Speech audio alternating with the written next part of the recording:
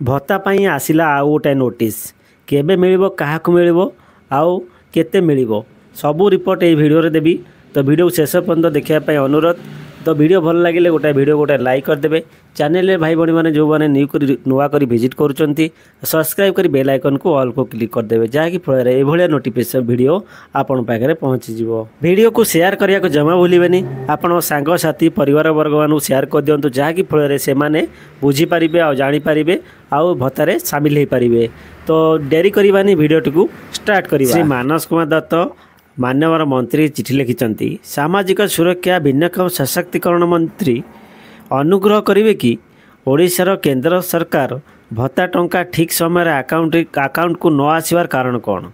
अनेक वयस्क लोक मैंने बैंक जाई भत्ता टंका आनी पारु नथिबा स्थले उक्त केंद्रीय भत्ता IGNOAP को राज्य रे MBPY OAP रे MERGE करने सरकार स्वतंत्र व्यवस्था करेंगे कि जदि यही प्रकार नियमावली अच्छी तेबे आवश्यकता अनुसार सिस्टम बा सर्भर को मध्य उक्त नियमावली आधारित करी ब्लॉक ओ ULB मानकु एही दिगरे स्वतंत्र मार्गदर्शन पत्र दे साधारण लोकंकु उपकृत होई परिबे। सेथिपई सरकार निष्पत्ति नेबे कि 60 वर्षर ऊर्ध्व और अन्य भत्ता पाउथिबा हिताधारी को 3000 टंका भत्ता बाबद को देवाई सरकार केते दूर प्रस्तुत करेंगे कि। मान्यवर मंत्री कौन उत्तर रखिछन चलन देखिबा। मान्यवर मंत्री ये उत्तर देइछन्ती राज्य रे जातीय सामाजिक सुरक्षा कार्यक्रम अधीन रे हिताधारी मानक बैंक अकाउंट को डीबीटी माध्यम रे मासिक भत्ता राशि प्रदान करा जाय थाए। तेबे किछि हिताधारी मानक बैंक अकाउंट रे KYC नो योर कस्टमर तथा आधार संजोग होई नथिला भत्ता राशि जमा करिवार असुविधा होता है।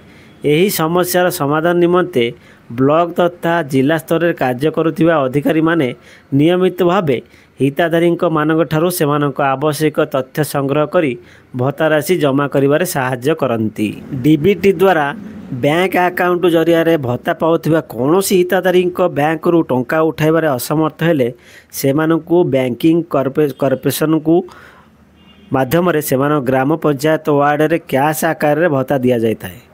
केंद्र भत्ता को राज्य रे MBPY भत्ता सह मेर्ज करिया पई अत्यावश्यक कौनसी नियमावली नहीं। भत्ता वृद्धि पाई पदक्षेप श्री प्रदीप कुमार साहू कौन लिखिं सामाजिक सुरक्षा भिन्नक्षम सशक्तिकरण मंत्री अनुग्रह करेंगे कि नूतन भाव वार्धक्य विकलांग विधवा भत्ता देवाई योजना करा जाउछि कि सरकार घोषणा करिथिबा समस्त 3000 टंका मिलिया व्यवस्था अच्छी कि केबे ठार उक्त योजना राज्य में लागू हेबो।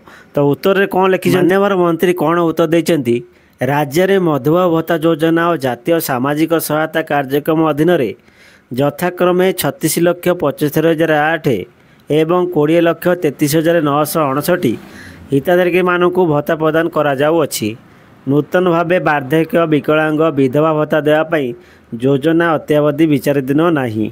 सरकार उभय मधुबाबु भत्ता योजना और जातीय सामाजिक सहायता कार्यक्रम अधीन 80 वर्ष बा चतुर्थ वयस्क एवं 80% ऊर्ध्व भिन्नक्षम मानू राशि भत्ता राशि को 3500 टंका वृद्धि करने निमंते विचार करुचंती।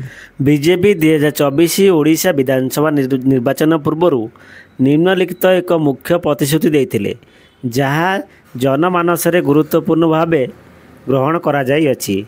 बीजेपी प्रतिश्रुति 3000 भत्ता बीजेपी घोषणा करथिला जे सेमाने शासन आसिले मधुबाबु पेंशन भितर भत्ता राशि को बढ़ाई 3000 पर्यंत करियो बोली। एही भत्ता वृद्ध विधवा दिव्यांग एवं HIV आक्रांत व्यक्ति माने पाइबे। बीजेपी घोषणा पत्र रे यह स्पष्ट करा जायथिला। आजिर अपडेट देखिबा 2026 बेलू जो इलेक्शन आसुची सरकार कौन पदक्षेप नौचंती कौन उचित न्याय रखुचंती। तो सेति पर्यंत आमको अपेक्षा करने पड़ो। वीडियो जदि भल लगी था तो वीडियो गोटे लाइक करदे। आ चैनल भाई भाई मैंने जो नुआ कर विजिट कर सब्सक्राइब कर बेल आइकन को ऑल को क्लिक करदे जहाँकि फल प्रथम वीडियो प्रथम नोटिफिकेशन आपण पाखे पहुँचीज। आ सांग साथी आ फैमिली मन शेयर कर दिंतु जहाँकि फल भत्तार सामिल हो पारे। देखा आ गोटे वीडियो रोचे। जय जगन्नाथ।